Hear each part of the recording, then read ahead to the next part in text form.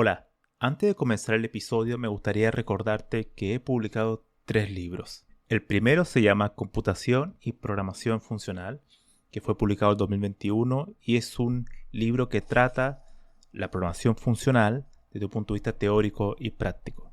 El segundo se llama Mentes Geniales, la vida y obra de 12 grandes informáticos. Esta es una obra que repasa la historia de hombres y mujeres que fueron relevantes en la historia de la computación.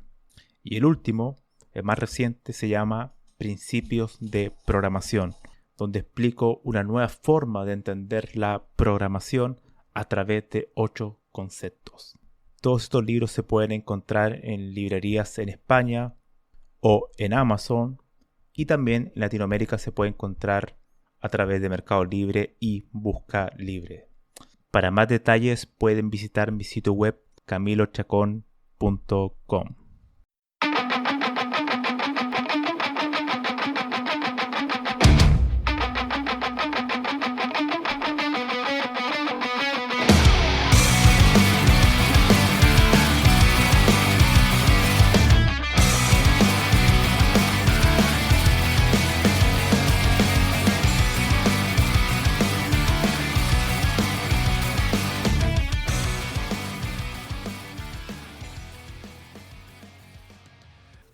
Hola, bienvenidos al episodio número 8. Mi nombre es Camilo Chacón y hoy vamos a tratar un tema que puede ser relevante para las personas que están recién comenzando en el desarrollo de software o que llevan poco tiempo.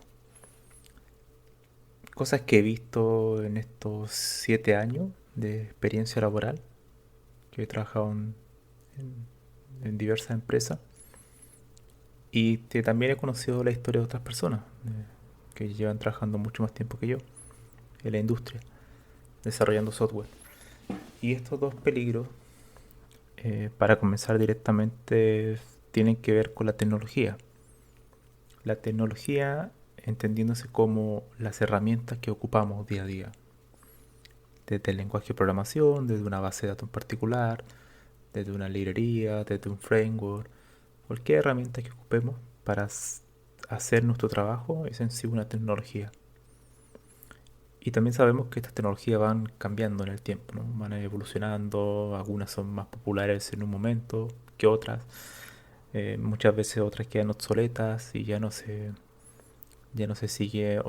apareciendo ofertas laborales, quedan en desuso, ¿no?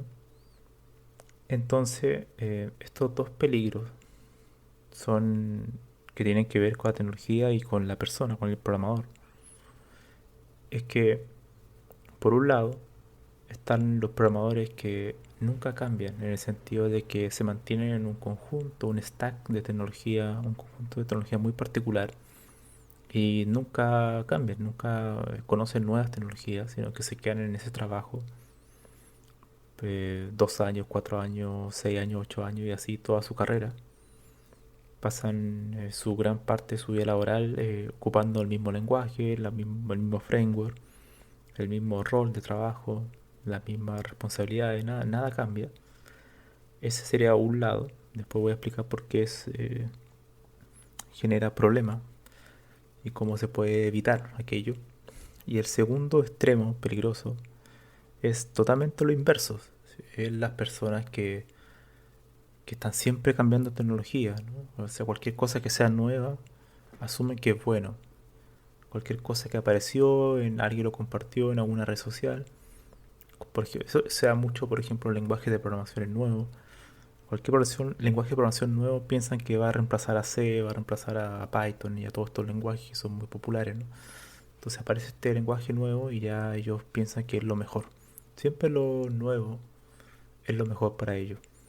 Entonces estos dos extremos son los que son, por así decirlo, estáticos, ¿no? Que se mantienen en el tiempo ocupando lo mismo. Y los otros que son totalmente volátiles, ¿no? Que siempre van cambiando, generan pueden generar profundos problemas en su carrera profesional como programadores porque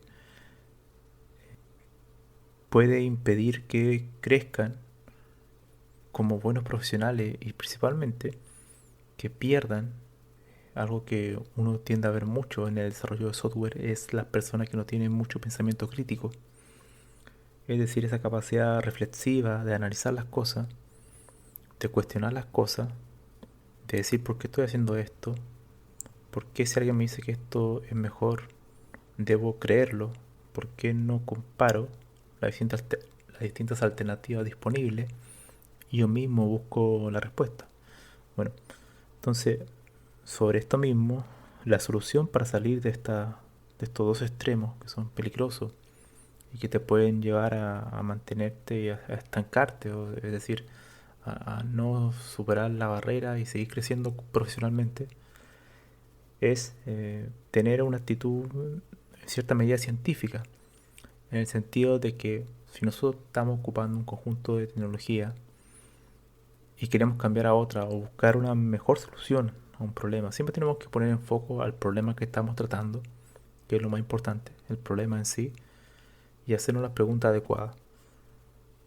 Por ejemplo, si tengo un problema X, tratar de analizarlo y buscar cuáles son las herramientas que me podrían servir para resolver este tipo de problemas. Olvidarse de las herramientas de moda, de lo que se te habla más, de lo que más se comenta, sino que buscar distintas alternativas. Y probablemente una de las alternativas va a ser también una herramienta de moda y probarla en el sistema, hacer pequeños experimentos. Tener una actitud científica me refiero a eso, ¿no? Hacer experimentos, hacer pruebas y hacer un análisis y tener en ese análisis distintos parámetros. O sea, puede ser evaluar el tiempo de cómputo, por ejemplo. Por otro lado, puede ser también su facilidad de uso. Por ejemplo, si esa herramienta tiene una buena documentación, eso es clave para usarla. Si una herramienta está en la versión 1, probablemente yo no la usaría en producción, ¿no? Porque está muy inmadura. Todo tipo de variables uno tiene que definir previamente antes de hacer ese análisis. Y en base a ese análisis, después de probar un conjunto de herramientas, tratar de elegir la que sea más adecuada para resolver el problema según todas estas restricciones, todas estas variables, ¿no?, que están en juego. Eso es fundamental. Y finalmente los programadores en sí, o la industria, alguien te dice, bueno, por ejemplo, algo muy típico, cambiar de motor de base de datos, de una base de datos relacional a una no relacional. Porque la no relacional están de moda, todos hablan de ella, dicen que son más rápidas, más eficientes.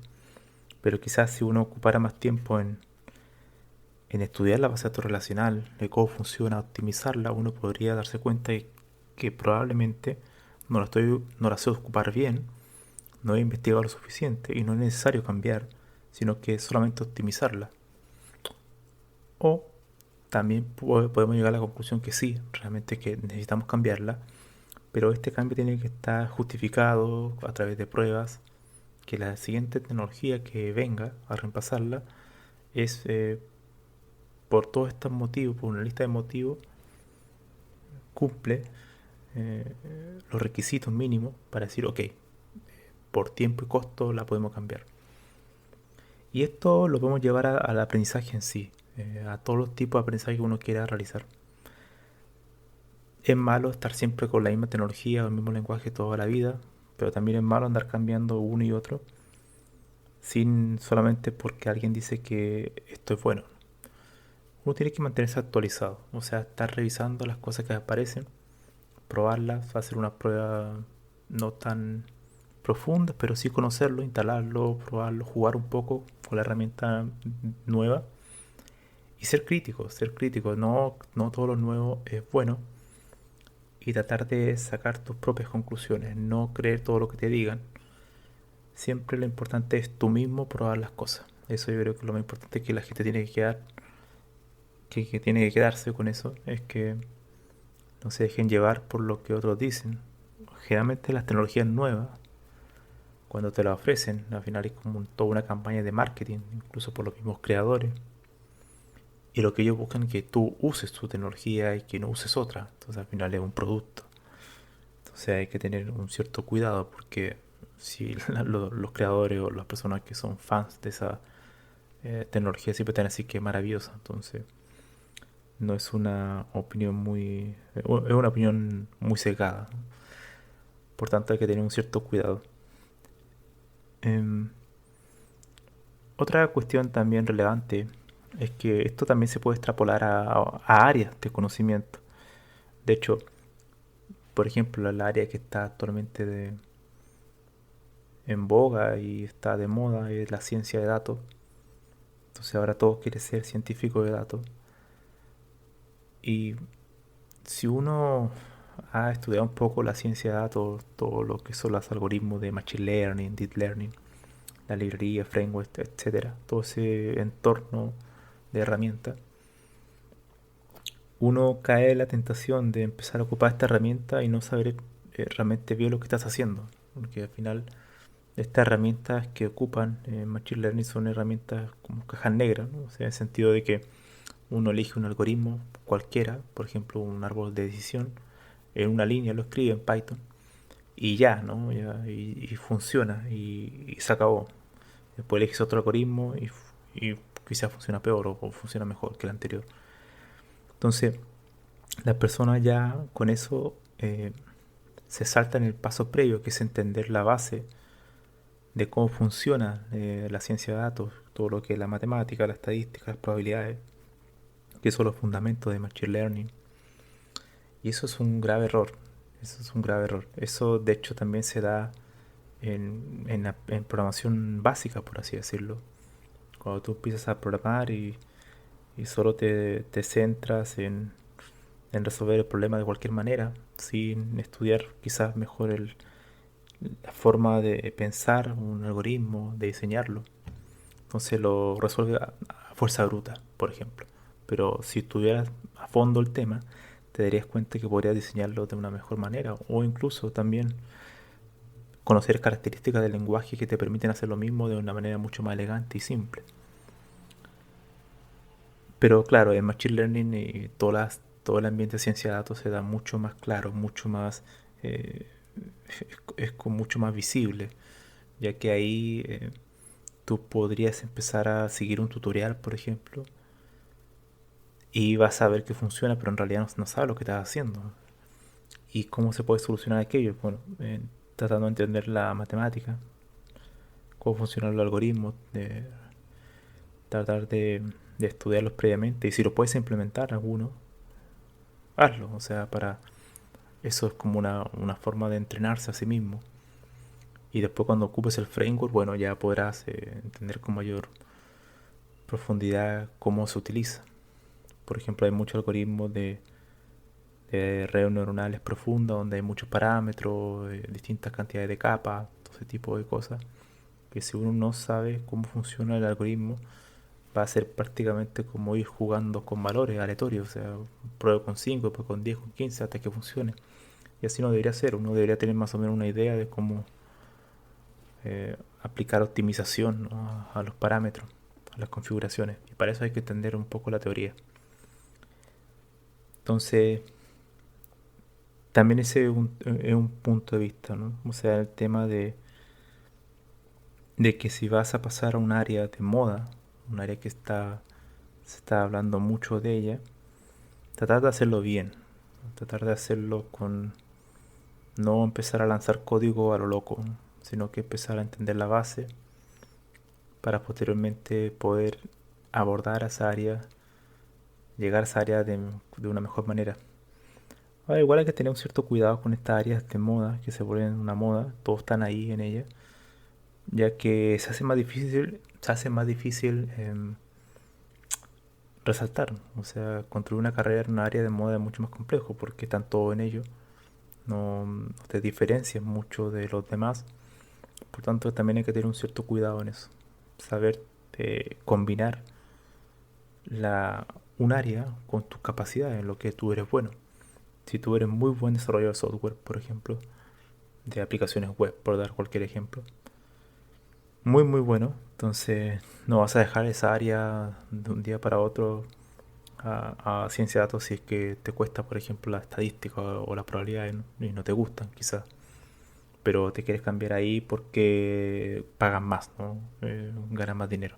Bueno, ese tipo de decisiones hay que tener cuidado porque uno tiene que hacer lo que es bueno, lo que siente que puede mejorar mucho más también.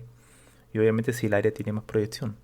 pero no cambiarse a una área totalmente distinta que no disfrutas, que la cual no tienes tantas capacidades solo por una moda. Entonces hay que tener ahí mucho cuidado. Em, una de las cosas también que cabe resaltar es que cuando decía anteriormente que hay que tener una actitud científica para evaluar tecnologías diferentes, es que por ejemplo alguien nuevo, alguien por ejemplo que tiene un año de experiencia puede decir, bueno, yo no sé, en realidad si leo que tal lenguaje es mejor que otro, bueno, me lo voy a creer porque no tengo experiencia. Entonces, ¿cómo puedo yo saber realmente que algo es mejor o no si no tengo experiencia? Bueno, ahí yo creo que también hay que hacer lo que había mencionado antes de ir probando distintas herramientas y sacar tus propias conclusiones, pero también se puede reforzar leyendo la opinión de expertos de distintas herramientas. Es decir, leer sobre el experto de tal herramienta A, de la tal herramienta B, de tal herramienta C. Empezar a leer lo que hablan ellos, ¿no? Y también y ahí obtener tus propias conclusiones. O sea, no quedarte solamente cegado a una herramienta. Yo creo que lo peor que puede hacer un programador es hacerse fanático de un lenguaje, de cualquier tipo de herramienta o incluso de una técnica. Cuando digo técnica me refiero, por ejemplo, a todo lo que es una forma de diseñar software. Por ejemplo, lo que son los paradigmas de la programación. Quizá la palabra paradigma es podría ser un poco confusa, pero es la forma en que uno modela un software.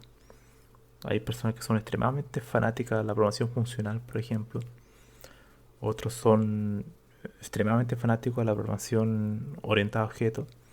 Entonces, ese tipo de cuestiones hacen mal, te limitan totalmente, te hacen perder la visión general de la computación y te encierra en un mundo muy acotado, muy limitado. Estás totalmente como una especie de jaula, no puedes ver más allá. Crees ya saber que esa herramienta o esa técnica que usas es la mejor, por tanto ya no sigues aprendiendo del resto y ahí te estás perdiendo. Hay que siempre mantener una visión abierta y también a cambiar de idea. Es decir, si en algún momento te gustó mucho un lenguaje, por ejemplo, a mí me ha pasado que actualmente ocupo mucho Python, a mí me gusta mucho Python, pero cuando conocí Julia, me di cuenta que era interesante, bastante interesante. Lo empecé a ocupar y de hecho lo ocupé en mi tesis de grado para el máster, para diseñar algoritmos de optimización.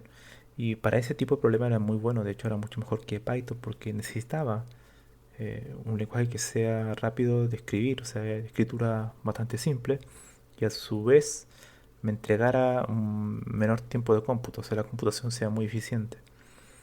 En el primer aspecto es igual a Python, pero en el segundo aspecto obviamente Julia lo superaba, era mucho más eficiente que Python. Por tanto elegí a Julia. Ahora, claro, si me piden hacer una aplicación web, obviamente no voy a elegir a Julia porque todavía está muy maduro para ese tipo de entorno. Entonces me mantengo en Python porque hay mucho más framework web, ¿no? Entonces ese tipo de decisiones uno tiene que irla evaluando. Uno tiene que ver, siempre pensar en el problema, primero en el problema y después va la herramienta.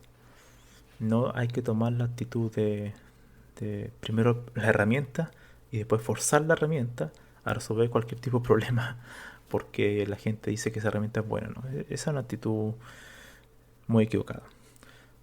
Entonces, para terminar, y creo que eso es lo más importante, mantener una actitud científica ante la herramienta, un pensamiento crítico, a no casarse nunca con una herramienta, por más que te guste. Siempre hay que decir, bueno, ahora me gusta, pero quizá más adelante aparezca otra que me haga cambiar de opinión, ¿no? Es así. La tecnología, la informática va variando, va evolucionando en el tiempo. Por tanto, hay que tener siempre una actitud abierta a las nuevas cuestiones. Pero esa actitud abierta a nuevas cuestiones no significa que tengas que reemplazar todo lo que sé, todo lo pasado, ¿no? Hay que probar lo nuevo, evaluarlo, y si no cumple los requisitos mínimos, entonces hay que mantener lo que está, ¿no? Esa es la idea, tener siempre un pensamiento crítico, no dejarse llevar por la ola, por los medios, por las redes sociales, por lo que dicen tal persona, sino que hacer análisis y que los datos te hagan llevar a la... que los datos son en sí mismos los hechos, te hagan llevar a tomar tu decisión y no un sesgo o lo que me dijo alguien o una idea sin ningún tipo de fundamento, solamente porque suena bien, ¿no? Así que bueno, esa sería un poco la reflexión de este episodio. Evitar los dos extremos. Las personas que nunca cambian de tecnología ni pasan su carrera entera en esa tecnología y quedan totalmente desfasados, obsoletos y ya no pueden buscar otro trabajo porque están trabajando tanto tiempo en una tecnología que ya no, cuando quieren cambiar ya es demasiado tarde, ya no están acostumbrados a aprender cosas nuevas.